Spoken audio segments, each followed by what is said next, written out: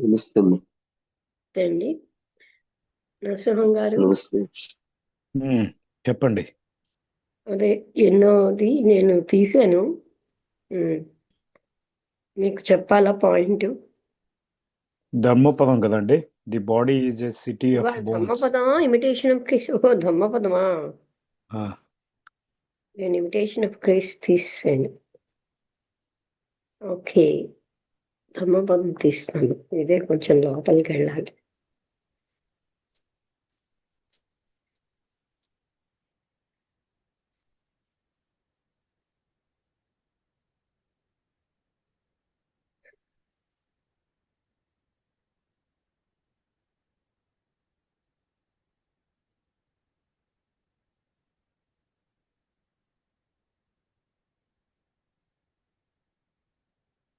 Um.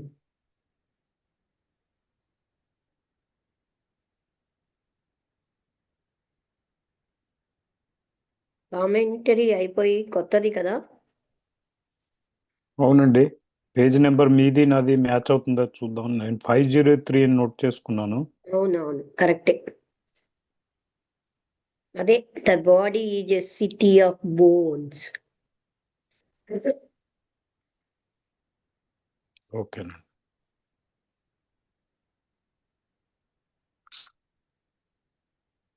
The body is a city of bones. The story of nun Rupananda Janapada Kalyani. While residing at Jetwana Monastery, the Buddha spoke this verse with reference to Jana, Janapada Kalyani. Princess Janapada Kalyani was the daughter-in-law of Gautami, the stepmother of Gautama, the Buddha. Because she was very beautiful, she was also known as Rupananda. She was married to Nanda, half-brother of the Buddha. One day she pondered, my elder brother, who could have become a universal monarch, has renounced the world to become a monk. He is now a Buddha. Rahula, the son of my elder brother, and my own husband, Prince Nanda, have also become monks. My mother Gautami has also become a nun, and I am all alone here. So saying, she went to the monastery of some nuns and became a nun బోధిని herself. గారు గౌతమి వల్ల ఆడవాళ్ళని ఆయన ఎలా తీసుకున్నారు అది చెప్పారండి. Mhm. Gautami మదరే చాలా జ్ఞానిట ఆవిడ. Thus she had become a nun not out of faith, but only in imitation of others, and because she felt lonely.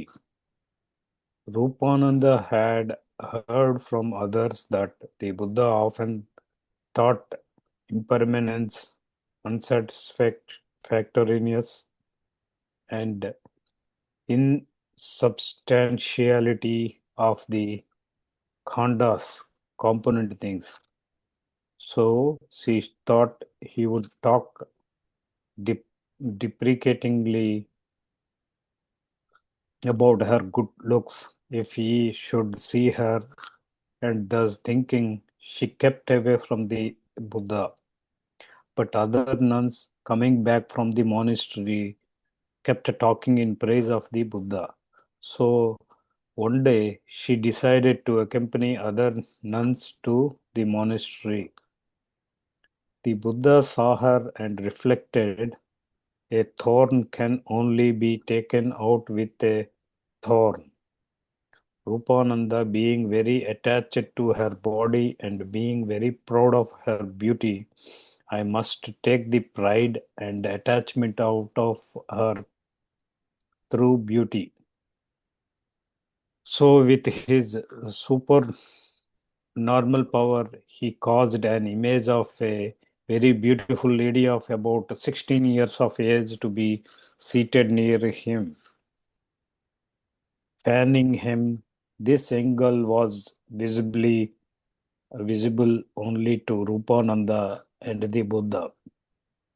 When Rupananda saw the girl, she realized that compared to that girl, she herself was just like an old, ugly crow compared to a beautiful white swan.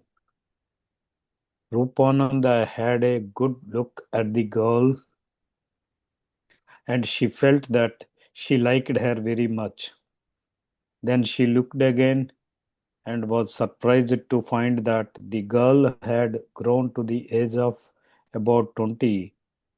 Again and again, she looked at the figure beside the Buddha, and every time she noticed that the girl had grown older and older. Thus, the girl turned into a grown up lady, then into a middle aged lady, and a very old lady successively.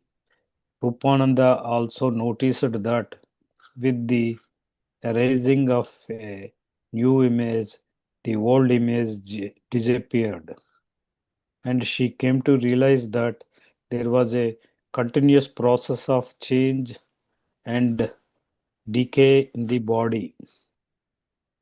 With the coming of this realization, her attachment to the body diminished. Meanwhile, the figure near the Buddha had turned into an old, decrepit lady who could no longer control her bodily functions and was rolling in her own excreta. Finally, she died. Her body got bloated. Pus and maggots came out of the 9 openings, and crows and vultures were trying to snatch at the dead body. Last paragraph అండి, ఇది చదివేస్తాను అప్పుడు చెప్తారు కానీ. Having seen all these, Rupananda pondered, this young girl has grown old and decrepit and died in this very place under my own eyes. The same way, my body will also grow old and wear out. It will be subject to disease and I will also die. Thus she came to perceive the true nature of the khandas. At this point, the Buddha talked about the impermanence, the unsatisfactoriness, and the insubstantiality of the khandas, and Rupananda attained Sotapati fruition. చెప్పండి. ఇదేంటంటే రూపానంద ఆవిడ పేరు, అదే అతని పేరు జనపద కళ్యాణి తర్వాత అయిందేమో, లేకపోతే మొదటి పేరు. ఆయన బుద్ధుడు ఎప్పుడైతే జత్వానా మోనాస్ట్రీలో ఉన్నాడో బుద్ధుడేమో ఆ జనపద కళ్యాణిని ఉద్దేశించి ఇది చెప్పారు. ఆయన రాకుమారుడు జనపద కళ్యాణి. ఆయన was the daughter in law of Gautami, princess Janapada Kalyani. ఈవిడ డాటర్ ఇన్ లా అంటే గౌతమి గారి యొక్క కోడలు అనమాట. The step mother of Gautami the Buddha అన్నట్టుగా బుద్ధుడు చిన్న వయసులో తల్లి చనిపోతే గౌతమి పెంచారనమాట. Because she was very beautiful, she was also known as Rupananda. ఆవిడ ఎంతో అందంగా ఉండడం వల్ల రూపానంద అని పేరు పెట్టారు. She was married to Nanda, half brother of the Buddha. అంటే బుద్ధుడి యొక్క హాఫ్ బ్రదర్ అనమాట. నందుడితోటి మ్యారేజ్ అయింది. One day she pondered, my elder brother who could have become a universal March has renounced the world to become a monk. నా పెద్దన్నయ్య ఆయన universal monk అవడానికి జగత్తంతటిని కూడాను త్యాగం చేసేసాడు. ఈయన is now a Buddha Rahula, the son of my elder brother, అంటే ఆయన యొక్క కొడుకు రాహుల, నా యొక్క భర్త ప్రిన్స్ నంద, వీళ్ళు కూడా మాంక్స్ అయిపోయారు. My mother Gautami has also become a nun and I'm all alone here. నా తల్లి గౌతమి కూడా మాంక్ అయిపోయింది, నేను ఒక్కడనే ఉన్నానని. So saying she went to the monastery of nuns and became a nun herself అని ఆవిడ కూడా మొనాస్ట్రీకి వెళ్ళి తను కూడా ఒక నన్ అయిపోయారు. Thus she had become a nun not out of faith, అంటే విశ్వాసంతో కాకుండా, but only in imitation of others and because she felt lonely, నేను ఒంటరిగా ఉన్నాను అని దాంతో ఆవిడ వెళ్ళారు తప్ప, అంతేగాని తనకి ఆ బుద్ధిజం మీద నమ్మకంతో వెళ్ళలేదు. తర్వాత ఏంటంటే అందరూ వెళ్ళిపోయారు, నేను కూడా వెళ్ళిపోదామని వెళ్ళిపోయారు. Rupananda had heard from others that the Buddha often taught impermanence, unsatisfactoriness and insubstantiality of the khandas. అంటే అన్ని వస్తువులు యొక్క ఆవిడ అంటే విషయాలన్నీ ఎలాంటివి ఉంటాయి అని బుద్ధుడు చెప్తూ ఉంటాడు అని. ఏమని అంటే ఇవన్నీ కూడా అశాశ్వతమైనవి, తృప్తినివ్వవు, అలాగే ఇన్సబ్స్టాన్షియాలిటీ సంపూర్ణంగా లేవని. So she thought he would talk deprecatingly about her good looks if he should see her. ఒకవేళ బుద్ధుడి దగ్గరికి వెళ్తే ఆయన నన్ను కూడా తక్కువ చేసి మాట్లాడతాడని. And thus thinking she kept away from the Buddha, అందుకని ఎప్పుడు బుద్ధుడికి దగ్గరికి వెళ్ళేది కాదు ఆవిడ. బట్ అదర్ నన్స్, ఇతరులేమో coming back from the monastery, ఆవిడ మొనాస్ట్రీ జైల్లో చేరారు. కానీ ఇతర నన్స్ వాళ్ళు బుద్ధుడి దగ్గర నుంచి వచ్చినప్పుడు kept talking in praise of the Buddha, బుద్ధానేమో ఎంతో స్తుతిస్తూ మాట్లాడేవారు. ఒకరోజు ఆవిడ నిర్ణయించుకుంది ఏంటంటే ఇతరులతో కలిసి తను కూడా మొనాస్ట్రీకి వెళ్ళాలని. బుద్ధ సాహర్ అండ్ రిఫ్లెక్టెడ్, బుద్ధ ఆమెను చూసి ఇలా అనుకున్నాడు, ఒక ముళ్ళు అన్నది ఎప్పుడు కూడా మరొక ముళ్ళుతోనే తీయాలి. రూపానంద చాలా ఎక్కువగా తన శరీరానికి బాగా బంధితురాలు అయిపోయింది. ఇంకా తన అందానికి ఆవిడ గర్వంగా ఉంది. I must take the pride, నేను ఈవిడ యొక్క గర్వాన్ని, ఆ బంధాన్ని తన శరీరంతో బ్యూటీ ద్వారా, out of her beauty through beauty, అంటే బ్యూటీ ద్వారానే ఆ బ్యూటీని తీసేయాలి. So with his super normal power, ఆయనకున్న అద్భుతమైన శక్తితోటి ఒక రకంగా he caused an image of very beautiful lady of about 16 years of age to be seated near him. ఒక 16 ఏళ్ల అందమైనటువంటి అమ్మాయిని తన దగ్గర కూర్చోబెట్టుకున్నట్టుగా ఆయన ఒక ఊహాత్మక చిత్రం తయారు చేశాడు. అంటే తనకున్న అద్భుతమైన శక్తులతో ఫ్యానింగ్ హిమ్, అంటే ఆయనకి విసురుతోంది ఆవిడ. ఆ అమ్మాయి చాలా అంటే అందరికీను ఓన్లీ రూపానందకి మాత్రమే కనబడుతోంది, బుద్ధాకిను. ఎప్పుడైతే రూపానంద ఆ అమ్మాయిని చూసిందో రూపానంద ఏమనుకుందంటే, ఆ పిల్లని పోలిస్తే తనేమో చాలా అగ్లీగా ఓల్డ్గా ఉన్నానని, అగ్లీ క్రోలా ఉన్నాను compared to a beautiful white swan, అంటే ఒక తెల్లటి హంసలాగా అమ్మాయి ఉంటే నేనేమో అగ్లీగా ఉన్నాను అని రూపానంద ఫీల్ అయింది. Rupananda had a good look at the girl and she felt that she liked her very much. ఆ అమ్మాయిని చూసి చాలా బాగుంది అని ఎంతో ఇష్టపడింది అనమాట. అయితే అప్పుడు మళ్ళీ ఆమె ఇప్పుడు ఆశ్చర్యపోయింది ఏంటంటే, ఆ అమ్మాయి 20 ఏళ్ల వయసు అయిపోయింది ఒక్కసారిగా. ఆ తర్వాత ఆ ఫిగర్ని ఆమె చూస్తోంది బుద్ధాని ప్రతిసారిను. అప్పుడు ఆమె చూసింది ఏంటంటే, ఆ అమ్మాయి ఇంకా పెరిగిపోతుంది, పెద్దదైపోతుంది. ఆ విధంగా అమ్మాయిని ఒక బాగా పెరిగినటువంటి స్త్రీ అయిపోయింది. తర్వాత ఏమో మధ్య వయస్కురాలు అయిపోయింది. ఆ తర్వాత ముసలిది అయిపోయింది. నెమ్మదిగా రూపానంద ఇంకా నోటీస్ చూస్తోంది అనమాట. అంటే కొత్త కనబడుతున్న దాన్ని. అప్పుడేమో ఓల్డ్ ఇమేజ్ డిసపియర్, ఆవిడ ముసలిది అయిపోయింది. ఆ తర్వాత అక్కడ ఏంటంటే ఒక continuous process of change and decay in the body, ఆ శరీరంలో నిరంతరం మార్పు జరుగుతుందని చూశారు. అది కాక నశించడం కూడా. With the coming of this realization, ఇది తెలిసేసరికల్లా ఆవిడకి ఆ శరీరంతో ఉన్న బంధం తగ్గిపోతుంది. Meanwhile the figure near the Buddha had turned into an old decrepit lady. ఆ బుద్ధ దగ్గర ఉన్నటువంటి ఆమె ఇప్పుడేమోని అంటే చాలా క్షీణించిపోయిన స్త్రీ అయిపోయింది. Who could no longer control her bodily functions. ఆవిడ తన బాడీ ఫంక్షన్స్ని కంట్రోల్ చేసుకోలేకపోతుంది. And was rolling in her own excreta. తన మలంలో తనే అంటే తిరుగు ఏమంటారు, రోలింగ్ అంటే ఇటు అటు కదులుతోంది.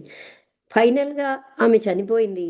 ఆవిడ బాడీ ఏమో పెద్దగా అంటే పూర్తిగాను పొంగిపోయింది. అందులోంచి ఏంటంటే చిన్న చిన్న పురుగులు వచ్చేస్తున్నాయి. అదేమో పస్సును ఆ 9 ద్వారాల్లోంచి. అండ్ క్రోస్ అండ్ వల్చర్స్, కాకులు గ్రద్దలు అవి ప్రయత్నిస్తున్నాయి అన్నమాట ఆవిడ శరీరాన్ని తినేయడానికి. ఈ విధంగా బుద్ధ ఏంటంటే ఒక అందమైన స్త్రీని ఏ విధంగా తన అది కేవలంగా రూపానంద కనబడేటట్టుగా తనకున్న అద్భుతమైన శక్తులతో చేశాడనమాట. అంటే మొదట చాలా అందంగా ఉంది, తర్వాత కొంచెం అలా పెరిగిపోతుంది, 20 ఏళ్ళు అయిపోయింది, తర్వాత మధ్య వయస్కురాలు అయిపోయింది, తర్వాత ముసలిదైపోయి, తర్వాత తన మలంలో తనే దొర్లుతోంది. అంటే ఇంకా ఆవిడ పనులు చేసుకోలేని ముసలిదైపోయింది. ఆ తర్వాత ఆవిడ చనిపోయింది. ఆ చనిపోయిన వెంటనే ఆవిడ శరీరంలోంచి చీము పురుగులు బయటకు వస్తున్నాయి. చూసి ఆమెకి తన శరీరం మీద అంతకున్న నేను ఎంతో అందంగా ఉన్నానని బంధం తగ్గింది. ఇవన్నీ చూసిన తర్వాత రూపానంద ఆలోచించింది, ఈ ఈ అమ్మాయి ముసలిదైపోయింది, ఇంకా ఎందుకు పనికి రాకుండా అయిపోయింది, చనిపోయింది అంటే నా కళ్ళ ముందే. అదేవిధంగా ఈ శరీరం కూడా పెద్దదైపోతుంది, అది కూడా ఎందుకు పనికి రాకుండా అయిపోతుంది, ఇది కూడా జబ్బుల పాలవుతుంది, నేను కూడా చనిపోతానని ఆవిడ ఫీల్ అయింది. ఆ విధంగా ఆవిడ అసలైనటువంటి అంటే ఈ శాశ్వతమైన ఈ విషయాలలో ఉన్న దాన్ని నిజమైనటువంటి స్వభావాన్ని గ్రహించింది. At this point Buddha talked about అదే టైంలో బుద్ధ ఏమోని ఆ అశాశ్వతత్వము అంటే సంతృప్తి లేకపోవడము, ఇటువంటి ఈ ఇన్సబ్స్టాన్షియాలిటీ ఆఫ్ ద ఖండాస్ అంటే విషయ వాసనల్లో ఎక్కడా కూడా సంతృప్తి సంపూర్ణత లేదు. And Rupananda attained Sotapatti fruition. ఆ విధంగా ఆవిడ తలుచుకుని తను కూడా అలా అయిపోతానని ఆవిడ శరీరంతో బంధం పోయి సోతపత్తి అనే స్థితికి ఫ్రూషన్ అది పొందింది ఆవిడ. Okay. Explanatory translation. The body is made of bones which form its structure. This bare structure is plastered and filled with flesh and blood. Inside this citadel are deposited decay, death, pride, and ingratitude. Commentary. Makho. Ingratitude, slander, the tendency to run down others and to slur what is good about them is described as makho. The bad quality of attempting to cancel even the highest traits of others is meant by this expression. Both laymen and the clergy may be guilty of this tendency to negate the good done to one by another. Here it is considered a general human failing. అంటే ఇక్కడ explanatory ట్రాన్స్లేషన్లో ఈ శరీరం ఏమో ఎముకలతోటి తయారు చేయబడింది. ఇది ఈ structure పైనుంచి ఏమో మాంసము రక్తము వీటితో నిండిపోయి ఉంటుంది, ప్లాస్టర్ చేయబడుతుంది. ఇందు లోపల ఉన్నదంతా కూడాను డీకే అయిపోతుంది, అంటే నశించిపోతుంది, మృత్యువాత పడుతుంది. గర్వము, కృతజ్ఞత రహితము, ఇవన్నీ కూడా ఇందు లోపల ఉన్నాయి. ఒక్కసారి మళ్ళీ అది పోయింది.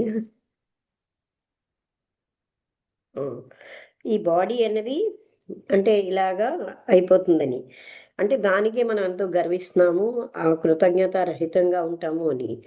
అలాగే మక్కో అంటే కృతజ్ఞత రహిత, కృతజ్ఞత అంటే నింద, ఇతరుల్ని తక్కువ చేయడం, ఏదైతే వాళ్ళలో అంటే మంచిదాన్ని మనం ఏమోని యాజ్ అంటే slur what is good about them, వాళ్ళ గొప్పంతా చెప్పుకోవడం. ఇలాంటి లక్షణాన్ని, అంటే ఇతరుల్లో ఎంత మంచి లక్షణం ఉన్నా దాన్ని నీచంగా చెప్పి తనలో ఉన్న లక్షణం గొప్పగా చెప్పుకోవడాన్ని మక్కువ అంటారట. ఈ చెడ్డ లక్షణం అన్నది cancel even the highest trades of others, అంటే వాళ్ళలో ఉన్నతమైనటువంటి ఇవి కూడా తగ్గిపోతూ ఉంటాయి ఈ ఈ లక్షణం వల్ల. Both laymen and the clergy may be guilty of this tendency, అంటే గొప్పగా ఏమీ తెలియని వాడు ఎంతో అంటే క్లర్జీ అంటే ఆ బోధకుడు లాంటి వాళ్ళు కూడా వాళ్ళకి ఈ రకమైన లక్షణం ఉంటుంది. ఇతరుల్లో ఉన్న చెడ్డని good done to by another, ఇతరులు ఎంత మంచిగా ఉన్నా సరే దాన్ని కాదంటారు. Here it is considered a general human failing, ఇక్కడ మనం ఒక సామాన్యంగా మానవుల్లో ఉన్నటువంటి ఒక బలహీనత కోసం చెప్తున్నాం అని. ఇక్కడితో ఇది అయిపోయింది.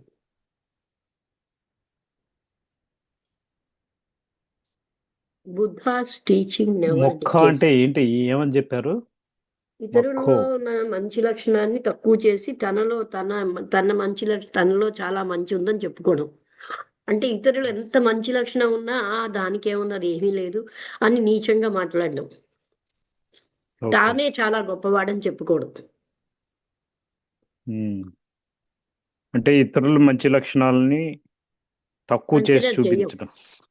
వాటిని మనం పట్టించుకోకుండా మనలో ఎంతో తక్కువ లక్షణం ఉన్నా అదే గ్రేట్ అని చెప్పుకుని అది చాలా వరకు మాక్సిమం పీపుల్కి ఉంటుంది ఈ బలహీనత అని చెప్తున్నారు. అదే క్లర్జిమన్ అంటే బోధకుడు దగ్గర నుంచి సామాన్య మనిషి వరకు. ఓకేనండి, thank you. Next chapter, Buddha's teaching never decades. The story of queen Mallika. While residing at the Jatwana monastery, the Buddha spoke these words with reference to Mallika, queen of King Pasenadi of Kosala. One day, Mallika went into the bathroom to wash her face, hands, and feet. Her pet dog came in as she was bending to wash her feet. The dog tried to have sex with her, and the queen appeared to be amused and somewhat pleased. The king saw this strange incident through the window from his bedroom. When the queen came in, he said angrily to the queen, "Oh, you wicked woman, what were you doing with the dog in the bathroom?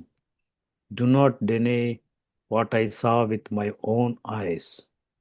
The queen replied that she was only washing her face, her hands, and her feet, and so was doing nothing wrong. Then she continued, "But that room is very strange.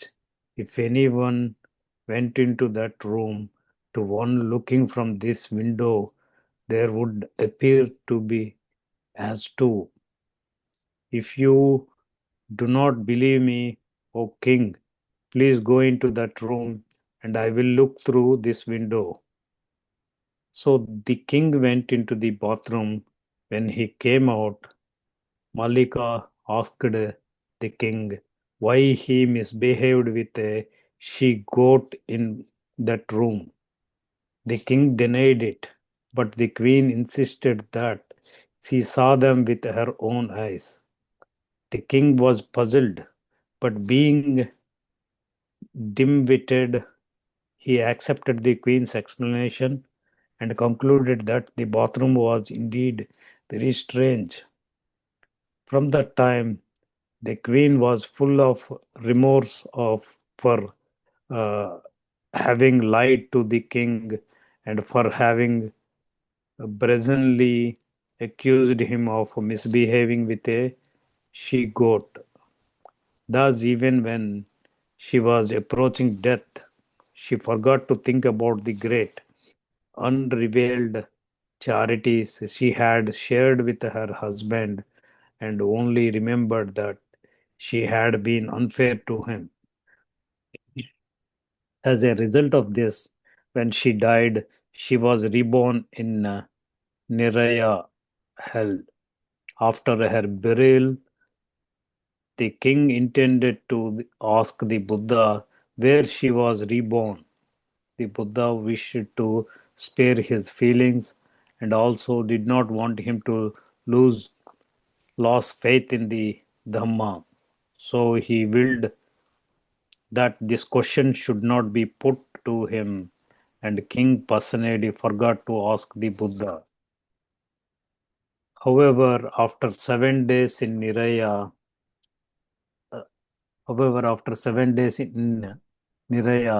the queen was reborn in the Tusita Deva world. On that day, the Buddha went to King Pasenadi's palace for alms food. He indicated that he wished to rest in the coach shed where the royal carriages were kept. After offering alms food, the king asked the Buddha where Queen Malika was reborn, and the Buddha replied, Malika has been reborn in the Tusita Deva world. Hearing this, the king was very pleased and said, where else could she have been reborn? She was always thinking of doing good deeds, always thinking what to offer to the Buddha on the next day. Venerable, now that she is gone, I, your humble disciple, hardly know what to do. To him, the Buddha said, look at these carriages of your father and your grandfather. These are all worn down and lying useless. So also is your body, which is subject to death and decay. Only the Dhamma of virtues is not subject to decay. చెప్పండి. అదే అంటే బుద్ధ యొక్క teachings ఎప్పటికీ అవి నశించవు. ఇక్కడ queen మల్లిక యొక్క story ఇది. ఆయన జతవానా మోనాస్ట్రీలో ఉన్నప్పుడు బుద్ధ ఏమోని మల్లికాను ఉద్దేశించి ఆవిడ కింగ్ పాసనాడి యొక్క రాణి అనమాట, కోసల దేశానికి చెందింది. ఒకరోజు మల్లిక బాత్రూంలోకి వెళ్ళి తన ఫేస్ కడుక్కుంటున్నారు, చేతులు కాళ్ళు. ఆమెకి బాగా అంటే ఇంట్లో ఉన్న కుక్క, ఆవిడ పెంపుడు కుక్క అక్కడికి వచ్చింది. ఆవిడేమోని తన కాళ్ళని వాష్ చేసుకోవడానికి వంగినప్పుడు ఆ డాగ్ ఏం చేసిందంటే ఆవిడతో సెక్స్ కావాలని కోరుకుంది. అంటే ఆ మహారాణి కూడా చాలా ఆనందించింది, కొంత అంటే సంవాట్ ఆనందించింది అనమాట. వినోదంగా ఉంది. రాజుగారు ఈ విచిత్రమైన సంఘటనని తన విండో ద్వారా చూశారనమాట, బెడ్రూమ్లోంచి. ఎప్పుడైతే ఆమె వచ్చిందో ఆయన కోపంతో అన్నాడు, అంటే ఓ క్రూరమైన ఒక స్త్రీ, నువ్వేం చేస్తున్నావు ఆ బాత్రూంలోని ఆ కుక్కతోటి? నేను చూసిన దాన్ని నువ్వు కాదనకు, నా కళ్ళతో చూశాను అని చెప్పాడు. అప్పుడు ఆవిడేమన్నదంటే, క్వీన్ ఏమో, నేను కేవలంగా నా ముఖాలు కాళ్ళు చేతులు కడుక్కుంటున్నాను, ఇంకేమీ తప్పు చేయలేదు. ఆవిడ ఇంకా ఏం చెప్పిందంటే, ఆ రూమ్ అన్నది చాలా విచిత్రమైనది, ఎవరైనా అందులోకి వెళ్తే విండోలోంచి చూస్తే అక్కడ ఏంటంటే ఇద్దరు ఉన్నట్టు కనిపిస్తారు. నువ్వు నమ్మకపోతే నువ్వు ఒకసారి రాజా నువ్వే వెళ్ళు ఆ రూమ్లోకి, నేనేమో ఈ విండోలోంచి చూస్తానని. అంటే అలాగే రాజుగారేమో ఆ బాత్రూంలోకి వెళ్ళారు. ఆయన బయటకు వచ్చేసరికల్లా మల్లిక అడిగింది, మీరు ఎందుకు అలాంటి మిస్బిహేవ్ చేశారు ఆ మేకతోటి ఆ రూమ్లో? కింగ్ ఏమో నేనేం చేయలేదని చెప్పాడు. కానీ రాణి గారేమోని నేను చూశాను నా కళ్ళతో. కింగ్ ఏమో కొంచెం కన్ఫ్యూజ్ అయ్యాడు, కానీ డింబిటెడ్ అంటే ఏమో అని ఆయన ఒప్పేసుకున్నాడు ఆ క్వీన్ యొక్క ఎక్స్ప్లెనేషన్ని. The bathroom was indeed very strange, ఈ బాత్రూమే చాలా విచిత్రమైంది అన్నట్టుగా ఆయన చెప్పాడనమాట. అయితే ఆ క్షణం నుంచి క్వీన్ ఏమో for having lied to the king and for having brazenly accused him of misbehaving with a she goat. ఆవిడ అంటే రిమోర్స్ అంటే ఒకసారి చూద్దామా సరి అయిన అర్థం. చూద్దామండి. రిమోర్స్, REMORC కదా. ఆర్ఎస్సి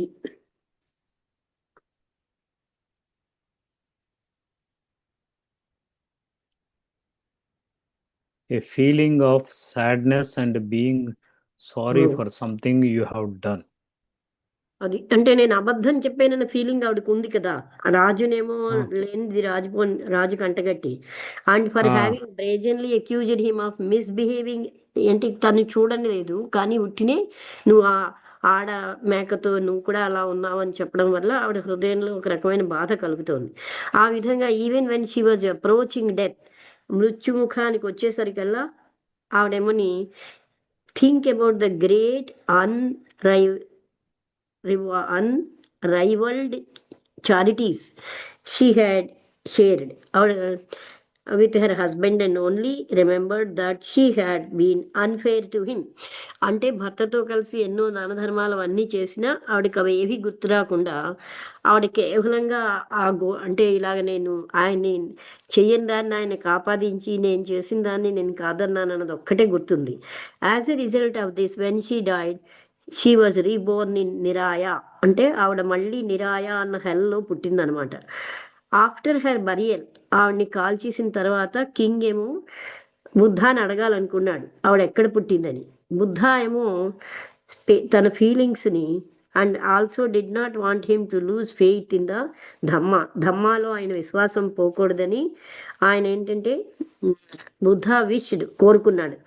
అందుకని ఈ క్వశ్చన్ని ఆయనకి అడగకుండా ఉండేటట్టుగా king Pasenadi forgot to ask the Buddha, అడగడం మర్చిపోయాడు ఆయన. అంటే ఈ ప్రశ్నని ఆవిడ ఒక హెల్లో పుట్టిందనగానే ఈయన చాలా ఎఫెక్ట్ అయిపోతాడని, ధమ్మం మీదే నమ్మకం పోతుందని బుద్ధ ఏమో ఆయన ఆ ప్రశ్న అడగకుండా అతను మర్చిపోయాడు అనమాట.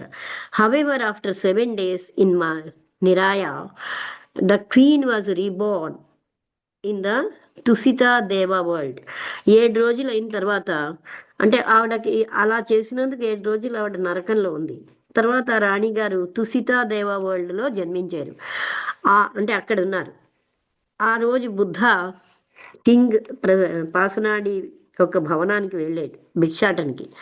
He indicated that he wished to rest in the coach shed where the royal carriages were kept. నేనేమోని ఆ రాయల్ అంటే మీ యొక్క రథాలు అవి ఎక్కడ ఉంటాయో అక్కడే నేను ఉంటాను అన్నట్టుగా ఆయన చెప్పాట.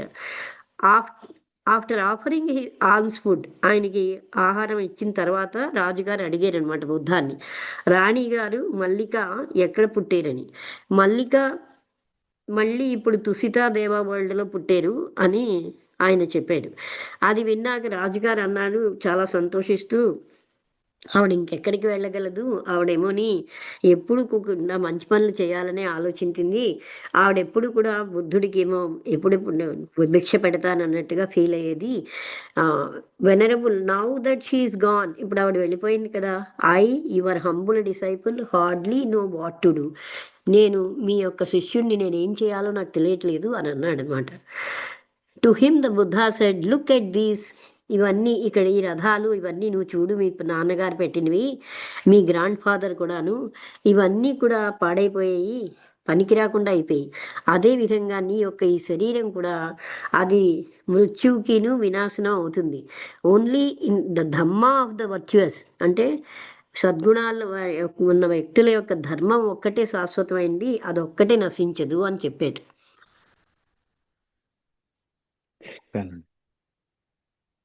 Explanatory translation. Such beautiful and attractive objects as the carriages of kings also disintegrate. The human body too decays, but the experience of truth never decays.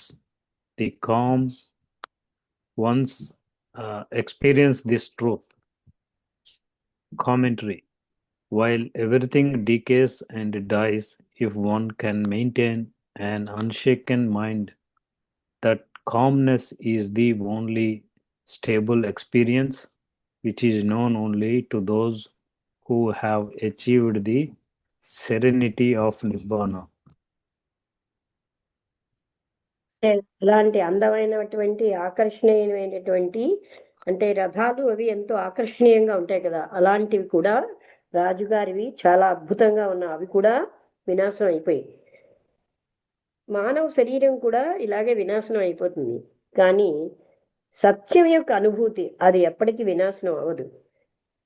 కామ్గా ఉన్నటువంటి ప్రశాంతంగా ఉన్న వన్స్ అంటే ఈ రకమైన సత్యాన్ని ప్రశాంతతతో ఉన్నవాళ్ళు అనుభవిస్తూ ఉంటారు. తర్వాత కామెంటరీ, ప్రతిదీ వినాశనం అయినా సరే చనిపోతుంది. తన యొక్క అన్షేకన్ మైండ్ అంటే నిశ్చలమైన మనస్సుని, ఆ ప్రశాంతతని అంటే స్టేబుల్ ఎక్స్పీరియన్స్తో అంటే నిశ్చలమైన అనుభూతితో ఓన్లీ టు దోస్ ఎవరైతే నిర్వాణాన్ని పొందుతున్నారో వాళ్ళు మాత్రమే ఎప్పుడు ప్రశాంతంగా దేనికి టెంప్ట్ అవ్వకుండా వాళ్ళు అలా అంటే నిశ్చలంగా ఉంటారు అని కామెంటరీ చెప్తుంది. మిగతా వాళ్ళు ఏంటంటే మళ్ళీ మర్చిపోయి మళ్ళీ టెంప్ట్ అయిపోతూ ఉంటారు. అది అంటే can maintain an unshaken mind. Calmness is the only subtle experience, stable experience. వాళ్ళే ప్రశాంతంగా ఎప్పుడు ఉంటారని.